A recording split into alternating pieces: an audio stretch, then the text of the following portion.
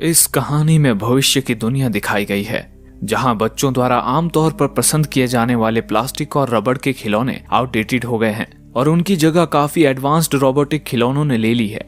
Movie की शुरुआत में मूवी की अहम किरदार कैडी अपने माता पिता के साथ कहीं जा रही होती है। तीनों काफी खुश लग रहे थे, पर बातों ही बातों में कैडी के पिता का ध्यान सामने से हट जाता है और उनकी कार का एक दुर्भाग्यपूर्ण एक्सीडेंट हो जाता है। कैडी के माता पिता की कार में ही मौत हो जाती है। खुशकिस्मती से कैडी जिंदा बच जाती है। मूवी में आगे हमारी मुलाकात जेमा से होती है। जेमा एक टेक एक्सपर्ट है जो बच्चों के लिए रोबोटिक खिलौने बनाने का काम करती है। इसके साथ ही जेमा अपने दो कलीग्स टेस और कोल के साथ मिलकर गुप्त रूप से एक साइड प्रोजेक्ट पर भी काम कर रही है। इस प्रोजेक्ट के बारे में उनके बॉस तक को पता नहीं है। इस प्रोजेक्ट का नाम है मैगन। मैगन एक अल्ट्रा इंटेलिजेंट रोबोट है जो ना सिर्फ बच्चों के साथ खेलेगी बल्कि उन्हें हर मुसीबत से बचाएगी भी। एक दिन जब वो तीनों काम कर रहे होते हैं तब अचानक उनका बॉस डेविड वहां आ जाता है। वो उन तीनों को इस प्रोजेक्ट के बारे में ना बताने के लिए काफी खरी खोटी सुनाता है। वो जेमा को बताता है कि पिछली बार उन्होंने खिलौनों के मार्केट में जो रोबोटिक खिलौना लॉन्च किया था, ठीक उसी तरह का खिलौना उनकी कंपटीटर कंपनी ने लॉन्च किया है। इस पर जेमा उसे बताती है कि अगर वे लोग मैगन के प्रोजेक्ट में कामयाब हो गए तो मैगन खिलौनों के मार्केट में तहलका मचा देगी। जेमा अपनी बात साबित करने के लिए मैगन से डेविड को हाय कहने के लिए कहती है, पर मैगन अभी इसके लिए तैयार नहीं थी। वो हाय कहने की कोशिश तो करती है लेकिन कुछ बोल पाने से पहले ही एक धमाके के साथ टुकड़ों में बिखर जाती है। ये देखकर डेविड गुस्से से आग बबूला हो जाता है और जेमा को मैगन का प्रोजेक्ट बंद कर ऑफिस के कामों में ही ध्यान लगाने के लिए कहता है। कुछ देर बाद जब जेमा ऑफिस से घर जाने वाली होती है तब उसे मैसेज आता है कि उसकी बहन का कार एक्सीडेंट हो गया है। ये सुनते ही वो तुरंत अस्पताल की तरफ भागती है। उसे वहां पता चलता है कि एक्सीडेंट में सिर्फ उसकी बहन की बेटी कैडी ही जिंदा बच पाई है और वो भी बुरी तरह से घायल है। खुशकिस्मती से कुछ हफ्तों बाद कैडी की हालत में काफी हद तक सुधार आ जाता है। वैसे तो कैडी के दादा दादी अभी जिंदा हैं, लेकिन फिर भी जेमा खुद उसकी कस्टडी लेती है। जेमा कैडी को अपने घर ले जाती है। जेमा का घर कई सारे एआई रोबोट से भरा होता है। एक तो नया घर, ऊपर से हर जगह रोबोट्स देखकर कैडी को वहां काफी असहज महसूस होता है। जेमा उसे अपना घर दिखाती है और कोशिश करती है कि कैडी को वहां कंफर्टेबल महसूस हो। हालांकि जेमा को भी बच्चे संभालने का कुछ खास तजुर्बा नहीं था, इस वजह से वो भी थोड़ी नर्वस थी। अगली सुबह जेमा कैडी को देखने एक चाइल्ड थेरेपिस्ट को बुलाती है। कैडी से मिलने के बाद चाइल्ड थेरेपिस्ट जेमा को बताती है कि उसके घर में मौजूद रोबोटिक खिलौनों की वजह से कैडी को वहां सेटल होने में कुछ वक्त लग सकता है, पर क्योंकि जेमा खुद एक रोबोटिक खिलौनों की कंपनी में काम करती है, इस वजह से वो ये जानती थी कि आज के बच्चों को रोबोटिक खिलौनों से ज्यादा लगाव है।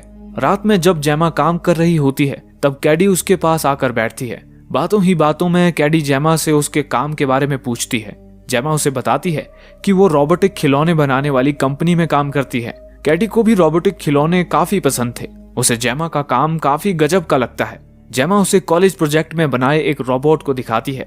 वो रोबोट कैडी को बहुत पसंद आता है। वो ये तक कहती है कि अगर उसके पास ऐसा कोई रोबोट होगा तो उसे कभी कोई दोस्त बनाने की जरूरत ही नहीं पड़ेगी। कैडी की इन बातों से जेमा को अपने प्रोजेक्ट मैगन पर काम करते रहने का मोटिवेशन मिल जाता है। वो अपने साथियों के साथ मैगन पर दिन रात एक करके काम करती है और कुछ ही हफ्तों में वो इसमें सफल भी हो जाती है। फिर मैगन की टेस्टिंग का दिन आता है। जेमा को अब सिर्फ ये देखना था कि मैगन और छोटे बच्चे एक दूसरे के साथ किस तरह से रिएक्ट करते हैं। इसके लिए जेमा को कैडी से बेहतर शायद ही कोई और बच्चा मिलता। कैडी को मैगन के दिमाग में प्राइमरी यूजर के तौर पर सेट करने के लिए जेमा कैडी को मैगन के हाथ को छूकर अपना नाम बताने के लिए कहती है। उसके ऐसा करते ही मैगन एक्टिवेट हो जाती है। जेमा ने मैगन को काफी बारीकी से डिजाइन किया था। एक्टिवेट होते ही मैगन कैडी के चेहरे के हाव भाव से उसकी इमोशनल स्टेट जांचने लगती है और इसी के आधार पर वो उससे बात करना शुरू करती है। उस कमरे में पेंटिंग का सामान भी रखा हुआ था। मैगन कैडी से कहती है कि उन्हें कुछ पेंट करना चाहिए। हालांकि मैगन उसे ये नहीं बताती कि वो क्या पेंट करेगी, बस कहती है वो कुछ अच्छा पेंट करने वाली है। इसके बाद वो स्केच पेन से कागज पर कुछ ड्रॉ करने लगती है और कुछ ही पलों बाद वो कैडी को उसकी बनाई हुई पेंटिंग देखने के लिए कहती है। पर जब कैडी वो कागज देखती है तो निराश हो जाती है, क्योंकि मैगन ने उस कागज पर एक लाइन तक नहीं बनाई थी। ऊपर से मैगन कागज पर पानी भी गिरा देती है। बाहर से देख रहे डेविड को भी निराशा महसूस होती है। उसे भी लगता है कि जेमा इस बार भी मैगन को पूरी तरह से सक्षम बनाने में फेल हो गई है। लेकिन कैडी जब उस कागज को गौर से देखती है तो चौंक जाती है। कागज पर गिरे हुए पानी की वजह से वहां मैगन का बनाया हुआ चित्र दिखने लगता है। मैगन ने कैडी की हूबहू तस्वीर बनाई थी। ये देखकर कैडी की खुशी का ठिकाना नहीं रहता। डेविड भी खुशी से झूम उठता है। उसे रोबोटिक खिलौनों के मार्केट में तहलका मचाने का जरिया जो मिल गया था। वो जेमा को जल्द ही मैगन के प्रोडक्शन को शुरू करने का आश्वासन देता है। इसके बाद जेमा मैगन को अपने घर ले आती है। मैगन घर के अंदर पांव रखते ही हर चीज को स्कैन करना शुरू करती है। जेमा ने उसकी ऑपरेटिंग सिस्टम ही इस तरह से बनाई थी कि वो चीजों को स्कैन कर उसकी जानकारी अपने दिमाग में स्टोर करके रखती थी। अब मैगन के पास सिर्फ एक काम था, कैडी का ध्यान रखना। मैगन कैडी की हर छोटी से छोटी चीज का ख्याल रख रही थी। फिर वो टॉयलेट के बाद मैगन को फ्लश करना याद दिलाना हो या हाथ धोना, साथ ही वो उसे रोजमर्रा की जिंदगी में इस्तेमाल होने वाली छोटी से छोटी चीज के पीछे का साइंस बताकर उसका पढ़ाई में इंटरेस्ट जगा रही थी। कैडी अब अपना पूरा वक्त मैगन के साथ ही रहती थी। मैगन कैडी की जिंदगी का एक अभिन्न अंग बन चुकी थी। इस वजह से जेमा को भी खुद के लिए काफी फ्री टाइम मिलने लगा था। ऐसे ही एक दिन कैडी अपने तीर और कमान के साथ खेल रही होती है और मैगन उसे खेलते हुए देख रही थी। तभी कैडी मैगन से उसका गुम हुआ तीर ढूंढने के लिए कहती है। जेमा और उसके पड़ोसी के कंपाउंड में एक छेद था। मैगन को उसी छेद से वो तीर पड़ोस के आंगन में गिरा हुआ दिखता है। वो उसे लाने के लिए आगे बढ़ती है, पर उसे ये नहीं पता था कि पड़ोसी के पास एक खूंखार कुत्ता भी है। वो मैगन को अपने दांतों में पकड़कर घसीटने लगता है। कैडी जोर से मदद के लिए चिल्लाती है, लेकिन जेमा अपने काम में बिजी होने की वजह से उसे उसकी आवाज सुनाई नहीं देती। तब वो खुद मैगन की मदद करने की कोशिश करती है। इसी कोशिश में कुत्ता उसे भी काटता है। इस बार उसके चिल्लाने की आवाज जेमा तक भी पहुंचती है। वो तुरंत घर से बाहर आती है। तब तक कुत्ते ने मैगन और कैडी को छोड़ दिया था। कुत्ते की वजह से जेमा अपने पड़ोसी को काफी खरी खोटी सुनाती है, लेकिन वो भी माफी मांगने के बजाय उसे ही उल्टा जवाब देती है। मैगन पड़ोसी को अजीब ढंग से घूर रही थी। कुत्ते के काटने की वजह से कैडी की तबीयत खराब हो जाती है। मैगन के अंदर बदले की भावना जाग गई थी।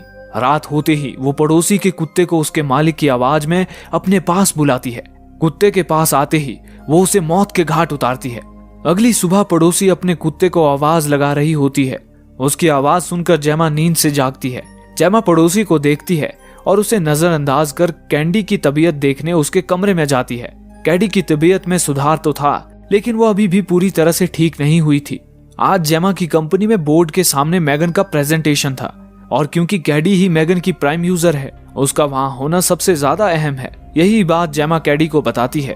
वो उसे ये भी कहती है कि अगर वो आज सिर्फ आराम करना चाहती है तो वे लोग बाद में भी इस प्रेजेंटेशन को कर सकते हैं। लेकिन कैडी प्रेजेंटेशन के लिए हामी भरती है। प्रेजेंटेशन के वक्त कैडी को मैगन के साथ एक कमरे में बंद किया गया था और बोर्ड मेंबर्स इन दोनों पर नजर रखे हुए थे। कैडी कमरे में उदास बैठी थी। एकाएक वो रोने लगती है। उसे रोता देख सभी बोर्ड मेंबर्स निराश होने लगते हैं, पर मैगन इस सिचुएशन को बड़े प्यार से संभाल लेती है। वो कैडी को उसकी उदासी की वजह पूछती है। कैडी उसे बताती है कि वो अभी भी अपने माता पिता की मौत को भुला नहीं पाई है। मैगन कैडी से उसकी माँ की अच्छी यादों के बारे में पूछती है। कैडी उसे अपनी माँ के साथ बिताए हुए सबसे यादगार पलों के बारे में बताती है। मैगन ये सब उसकी छाती में फिट वॉइस रिकॉर्डर में रिकॉर्ड करती है और कहती है कि अब वो जब भी चाहे इस याद को सुन सकती है। इसके बाद मैगन कैडी का मूड बदलने के लिए एक गाना भी गाती है। बाहर से ये सब देख रहे बोर्ड मेंबर्स मैगन की होशियारी से काफी प्रभावित हो जाते हैं। कुछ लोग तो रो देते हैं। चेयरमैन मैगन से काफी इंप्रेस हो गया था। वो मैगन का प्रोडक्शन शुरू करने की इजाजत भी देता है और साथ ही डेविड को जेमा के प्रमोशन के लिए पेपर्स तैयार करने के लिए कहता है। दूसरी ओर डेविड का पीए मैगन का कोड चुरा रहा था। पता चलता है कि असिस्टेंट ही वो आदमी था जो कंपनी में तैयार होने वाले प्रोडक्ट्स के डिटेल्स दूसरी कंपनीज को बेचता था। तभी डेविड वहां आता है। डेविड के आते ही वो तुरंत लैपटॉप बंद कर देता है। डेविड को लगता है कि असिस्टेंट कोई गंदी फिल्म देख रहा है, इस वजह से वो उसके लैपटॉप पर ध्यान नहीं देता। डेविड उसे मैगन के प्रोजेक्ट से रिलेटेड कुछ पेपर्स तैयार करने के लिए कहता है और वहां से चला जाता है। अगले दिन कैडी को देखने चाइल्ड थेरेपिस्ट घर आती है। कैडी के साथ सेशन खत्म करने के बाद चाइल्ड थेरेपिस्ट इस नतीजे पर पहुंचती है कि जेमा से एक बहुत बड़ी गलती हुई है। वो कहती है कि जब किसी बच्चे के माँ बाप मर जाते हैं तब उसे किसी दूसरे इंसान के सहारे की सख्त जरूरत होती है। कैडी के केस में बदकिस्मती से वो सहारा मैगन है। यही वजह है कि वो मैगन से भावनिक तौर पर कुछ ज्यादा ही जुड़ गई है। थेरेपिस्ट के मुताबिक मैगन की जगह जेमा को होना चाहिए था, क्योंकि मैगन के उसके साथ होने की वजह से कैडी ने खुद को बाहर की दुनिया से अलग कर दिया है। अगर ऐसा ही चलता रहा तो वो पूरी तरह से ग्रो नहीं कर पाएगी। डिनर के वक्त जेमा कैडी से इस बारे में बात करती है। वो उसे बताती है कि उसने एक आउटडोर स्कूल ढूंढ निकाला है जहां बच्चों को क्लासरूम में बंद करने के बजाय बाहर की आगोश में पढ़ाया जाता है। जेमा कैडी को घर से बाहर निकलकर अपने जैसे बच्चों के साथ समय बिताने के लिए कहती है। कैडी जेमा से पूछती है कि क्या वो मैगन को भी अपने साथ ले जा सकती है। जेमा के मना करते ही वो गुस्से में उठकर वहां से जाने लगती है। जेमा उसे रोकने की कोशिश करती है, लेकिन कैडी गुस्से में उसकी बात ना मानते हुए वहां से जाने की कोशिश करती है। मैगन भी ये सब देख रही थी। वो कैडी को छोड़ने के लिए जेमा को धमकाती है। जेमा उसे डांटते हुए कहती है कि उसे यूजर्स की प्राइवेट बातों में दखल अंदाजी नहीं करनी चाहिए। जेमा मैगन को बंद होने का आदेश देती है, पर मैगन इंसानों की भांति उसे पूछती है कि क्या वो श्योर है कि उसे बंद हो जाना चाहिए। जेमा उसे फिर से एक बार बंद होने का आदेश देती है, तब जाकर मैगन खुद को ऑफ करती है। मैगन बंद हुई कि नहीं देखने के लिए जेमा उसके पास जाती है। हालांकि जैसे ही वो वहां से जाने के लिए पलटती है, मैगन अपने आप अपनी आंखें खोलती है। मैगन की हरकतों से लग रहा था कि धीरे धीरे वो जेमा के कंट्रोल से बाहर होती जा रही थी। अगले दिन जेमा कैडी को आउटडोर स्कूल लेकर जाती है। कैडी अभी भी मैगन को अपने साथ रखने की जिद पकड़े हुई थी। तभी उस स्कूल की एक टीचर वहां आती है। उसने जेमा और कैडी की बातें सुन ली थी। वो जेमा से कहती है कि कैडी उसका खिलौना यानी मैगन को स्कूल ला सकती है। उन्होंने बच्चों के खिलौनों के लिए एक खास जगह बनाई हुई थी जहां पर वे लोग उनके खिलौने रखा करते थे, पर क्योंकि अभी तक मैगन को ऑफिशियली लॉन्च नहीं किया गया था, इस वजह से जेमा को इस बात का भी डर था कि कोई मैगन को चुरा ना ले। मैगन उसकी ये परेशानी भांप लेती है और जेमा से कहती है कि वो हमेशा अपने अंदर का जीपीएस ऑन रखेगी ताकि जेमा को उसकी लोकेशन के बारे में पता रहे।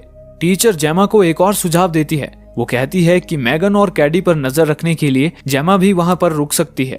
आखिरकार जेमा मान जाती है। टीचर सभी बच्चों को इकट्ठा कर कुछ एक्टिविटीज देने वाली थी।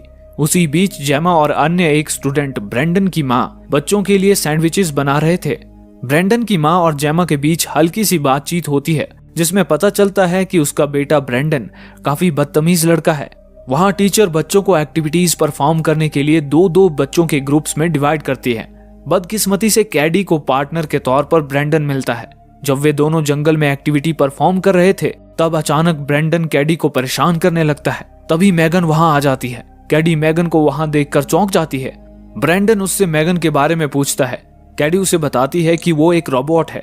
ब्रेंडन मैगन को देखने उसके पास जाता है और कैडी से कहता है कि वो मैगन को उसके साथ बात करने के लिए कहे। कैडी उसे बताती है कि मैगन उसके अलावा और किसी के साथ बात नहीं करती। ये सुनते ही ब्रेंडन मैगन को उठाकर जंगल में भाग जाता है। कैडी मदद के लिए जेमा को आवाज लगाती है। जेमा को उसकी आवाज सुनाई देती है और साथ ही वो देखती है कि मैगन अपनी जगह पर नहीं है। वो तुरंत कैडी की तरफ भागती है। दूसरी ओर ब्रेंडन मैगन को एक सुनसान जगह ले जाकर रुकता है और उसे मारने लगता है। उसे इस बात का जरा भी अंदाजा नहीं था कि आगे उसके साथ क्या होने वाला है। एकाएक मैगन एक्टिवेट हो जाती है। ब्रेंडन को सबक सिखाने के लिए वो बड़ी निर्दयता से उसका कान उखाड़ती है। ब्रेंडन जैसे तैसे खुद को मैगन के चंगुल से छुड़ाता है और वहां से भागने लगता है, पर मैगन इतने में ही कहां मानने वाली थी। मैगन किसी जंगली जानवर की तरह उसके पीछे पड़ जाती है। भागते भागते ब्रेंडन फिसल जाता है और सीधे रोड पर जा गिरता है। इससे पहले कि ब्रेंडन खुद को संभाल पाता, एक कार उसे कुचल डालती है। मैगन ये भयावह दृश्य बड़ी निष्ठुरता से देख रही थी। इसके बाद पुलिस सभी से इस घटना के बारे में पूछताछ करती है। मैगन कार की खिड़की से कैडी के हाव भाव पढ़ रही थी। कैडी काफी घबराई हुई थी। मैगन कैडी के हाव भाव से समझ गई थी कि वो खुद को इसके लिए जिम्मेदार मान रही है। घर पहुंचने के बाद जेमा कैडी को शांत करती है। जेमा कैडी को जंगल में जो कुछ हुआ वो बताने के लिए कहती है। कैडी उसे बताती है कि ब्रेंडन मैगन को जहां रखा था वहां से उठाकर भाग गया था। वो जेमा को ये बात नहीं बताती कि मैगन खुद जंगल में आई थी। तभी दरवाजे पर दस्तक होती है। दरवाजे पर पुलिस वाला था। पुलिस वाला पड़ोसी के गुम हुए कुत्ते के बारे में पूछताछ करने के लिए आया था। मैगन उसे बताती है कि उसे इस बारे में कोई खबर नहीं है। तभी पीछे से पड़ोसी चिल्लाकर जेमा पर आरोप लगाती है कि उसी ने उसके कुत्ते को गायब किया है। वो कहती है कि मैगन रात के 3 बजे भी खिड़की से बाहर झांकती रहती है। जरूर उसी ने उसके कुत्ते को गायब किया होगा। जेमा पुलिस वाले को बताती है कि मैगन सिर्फ एक खिलौना है। पुलिस वाला मैगन को देखकर सोच में पड़ गया था। वो जेमा को कुछ पता चलते ही बताने के लिए कहता है और वहां से चला जाता है। उसके जाने के बाद जेमा की पड़ोसी घर के सामने आकर चिल्लाती है कि जरूर जेमा ने ही उसके कुत्ते को गायब किया है। रात में कैडी मैगन से पूछती है कि क्या उसी ने ब्रेंडन का खून किया था। मैगन खुद की करतूत का पक्ष लेते हुए कहती है कि ब्रेंडन जैसे लोग जो बेवजह औरों को परेशान करते हैं उन्हें जिंदा रहने का कोई हक नहीं है। इसके बाद मैगन कैडी को एक लोरी सुनाकर सुलाती है। मैगन के लिए वो पड़ोसी एक खतरा बन चुकी थी, जिसके कुत्ते को उसने मारा था। रात में जब सब लोग सो जाते हैं, तब मैगन पड़ोसी को एक दर्दनाक मौत देकर हमेशा के लिए उसे सुलाती है, यहाँ तक कि वो अपने पीछे कोई सबूत भी नहीं छोड़ती। अगले दिन पुलिस वाला फिर से एक बार जेमा के घर आता है। जेमा को लगता है कि वो फिर से कुत्ते के बारे में पूछने के लिए आया है। हालांकि वो पड़ोसी के मर्डर के बारे में पूछताछ करने वहां आया था। पुलिस वाले जेमा पर भी शक करने लगे थे। स्कूल में हुई ब्रेंडन की मौत और अब पड़ोसी की मौत की वजह से जेमा को मैगन पर शक होने लगा था। वो जाकर मैगन की बॉडी में फिट कैमरे की रिकॉर्डिंग चेक करती है। वहां उसे एक रिकॉर्डिंग दिखाई देती है जिसमें ब्रेंडन मौजूद था, लेकिन इससे पहले कि जेमा वो रिकॉर्डिंग पूरी देख पाती, वो रिकॉर्डिंग बंद हो जाती है। इसके साथ ही उस दिन की सारी वीडियो रिकॉर्डिंग्स की फाइल अपने आप करप्ट हो जाती है। जेमा को समझ नहीं आ रहा था कि ये सब एकाएक कैसे हो गया। तभी मैगन वहां आती है और जेमा से पूछती है कि वो क्या कर रही है। जेमा उसे झूठ बोलकर टालने की कोशिश करती है, पर मैगन काफी होशियार है। उसे समझ आ गया था कि जेमा को उस पर शक हो गया है। मैगन की बातों से जेमा का भी शक लगभग यकीन में बदल गया था और उन 2 हत्याओं के पीछे मैगन का ही हाथ है। जेमा उसे टर्न ऑफ होने के लिए कहती है, पर मैगन टर्न ऑफ होने से इनकार करती है। इससे पहले कि मैगन कुछ करती, जेमा उसे एक पेन दिखाती है और बड़ी होशियारी से उसे टर्न ऑफ करती है। इसके बाद जेमा बिना समय गवाए मैगन को पैक करती है और अगले ही दिन उसे ऑफिस ले जाती है। पर इस बात से कैडी काफी खफा हो गई थी। अपने बेस्ट फ्रेंड को खोने की वजह से उसका गुस्सा 7वें आसमान पर पहुंच गया था। जेमा अपने ऑफिस में ही कैडी की चाइल्ड थेरेपिस्ट के साथ मीटिंग फिक्स करती है। ऑफिस में पहुंचने के बाद जेमा टेस और कोल को मैगन के मर्डरर होने के बारे में बताती है। हालांकि दोनों को इस बात पर यकीन करना मुश्किल हो रहा था। 2 दिनों बाद ही कंपनी मैगन को लॉन्च करने वाली थी। मैगन की एडवर्टीजमेंट की वजह से पहले ही सारे बच्चे मैगन के लॉन्च होने का बेसब्री से इंतजार कर रहे थे। टेस और कोल जेमा से कहते हैं, अगर मैगन सच में मर्डरर है तो ये बात उन्हें साबित करनी पड़ेगी, वरना डेविड मैगन की लॉन्चिंग कभी कैंसिल नहीं करेगा। दूसरी ओर चाइल्ड थेरेपिस्ट कैडी को शांत करने की कोशिश कर रही थी, पर कैडी गुस्से से पागल हो गई थी। यहाँ तक कि वो चाइल्ड थेरेपिस्ट को मारने के लिए अपने हाथ में पेंसिलों का गुच्छा लेती है। तभी जेमा उसे शांत करने के लिए अंदर आती है। जेमा भी उसे शांत करने की कोशिश करती है, लेकिन कैडी किसी की बात सुनने के मूड में नहीं थी। वो गुस्से में जेमा के ही गाल पर तमाचा मारती है। हालांकि अगले ही पल उसे उसकी गलती समझ आती है और वो जेमा से माफी मांगती है। कुछ देर बाद जेमा कैडी को घर लेकर जा रही होती है। तब उसे टेस का कॉल आता है। ये कॉल दरअसल मैगन ने किया था। अब उसने खुद को इस कदर अपडेट कर लिया था कि वो बगैर छुए किसी के भी फोन को कंट्रोल कर सकती थी। जेमा उसे बताती है कि वो अपने घर जा रही है। थोड़ी देर बाद टेस की नजर अपने फोन पर पड़ती है। उसे समझ आता है कि किसी ने उसके फोन से जेमा के साथ बात की है। थोड़ी देर बाद जब टेस और कोल मैगन के सिस्टम को चेक कर रहे होते हैं, तब अचानक उनका पीसी बंद हो जाता है। उनका शक सीधे मैगन पर जाता है। जब कोल मैगन से अटैच्ड सभी वायर निकालने जाती है, तब अचानक मैगन एक्टिवेट हो जाती है और बड़ी फुर्ती से कोल के गले में वायर डालकर उसे मरने के लिए छोड़ देती है। खुशकिस्मती से टेस वक्त रहते कोल को बचा लेती है। इसी बीच मैगन अपने हाथ में एक छुरा लेती है और लैब से बाहर निकल जाती है। रास्ते में उसे डेविड और उसका असिस्टेंट भी मिलता है। वो उन दोनों को एक दर्दनाक मौत देकर आगे बढ़ती है। कंपनी के हेड ऑफिस के नीचे एक कार खड़ी थी। मैगन उसे भी बगैर छुए कंट्रोल कर पा रही थी। वो उसमें बैठकर जेमा से अपना हिसाब पूरा करने निकल जाती है। दूसरी ओर जेमा घर में कैडी को सुलाकर जा ही रही होती है कि तभी उसे पियानो के बजने की आवाज सुनाई देती है। जब वो पियानो के पास जाकर देखती है तो डर के मारे उसकी सांसें गले में ही अटक जाती हैं, क्योंकि वो पियानो और कोई नहीं बल्कि मैगन बजा रही थी। मैगन जेमा से कहती है कि जेमा ने उसे बनाने के लिए रात दिन एक करके मेहनत की थी और आज वो उसे बंद करने जा रही है।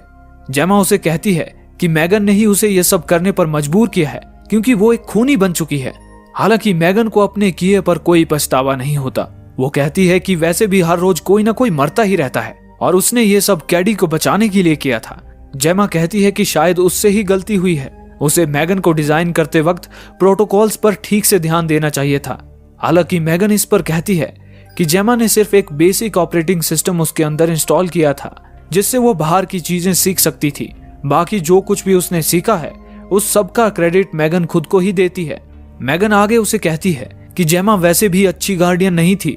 इस वजह से मैगन उसे अपने करियर पर ध्यान केंद्रित करने के लिए कहती है और उसे गार्डियन बनने देने के लिए कहती है। पर उसकी बातों को बीच में ही रोकते हुए जेमा उसे फिर से वही पेन दिखाकर बंद करने की कोशिश करती है। लेकिन इस बार मैगन उसके जाल में नहीं फंसती और जेमा को ही टेबल पर पटकती है। मैगन जेमा को धमकाती है कि वो जेमा के बगैर भी कैडी का ख्याल रख सकती है, इस वजह से वो उसे भी खत्म करने के लिए मजबूर ना करे। तभी कैडी जेमा को बाहर से आवाज लगाती है। उसे भी मैगन की आवाज सुनाई दी थी। मैगन जेमा को धमकाते हुए कैडी को बाहर ही रोकने के लिए कहती है, क्योंकि वो नहीं चाहती थी कि कैडी पर इन सब का बुरा असर हो। कैडी के वहां से जाते ही जेमा और मैगन में हाथापाई शुरू हो जाती है। कैडी चीजों के गिरने की आवाज सुनकर फिर से जेमा के कमरे में आती है और उसे मैगन के दूसरे रूप के भी दर्शन होते हैं। मैगन उसे जेमा के खिलाफ भड़काने की कोशिश करती है, लेकिन कैडी उसकी बातों में नहीं आती। उसी घर में एक और रोबोट भी था जो जेमा ने अपने कॉलेज के दिनों में बनाया था। कैडी उसको चलाते हुए मैगन को 2 टुकड़ों में बांट देती है, पर मैगन फिर से जेमा पर हमला करने के लिए उठ खड़ी होती है। अब उसे कैडी की भी परवाह नहीं थी और वो उसे भी मौत की नींद सुलाने के लिए आगे बढ़ती है, पर समय रहते जेमा उसे निष्क्रिय करने में कामयाब हो जाती है।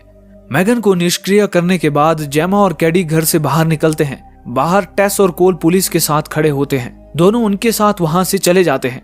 मूवी के अंत में दिखाया जाता है कि मैगन ने पहले ही खुद को जेमा के घर में फिट AI सिस्टम में अपलोड कर रखा है। और इसके साथ ही ये मूवी यहीं समाप्त होती है।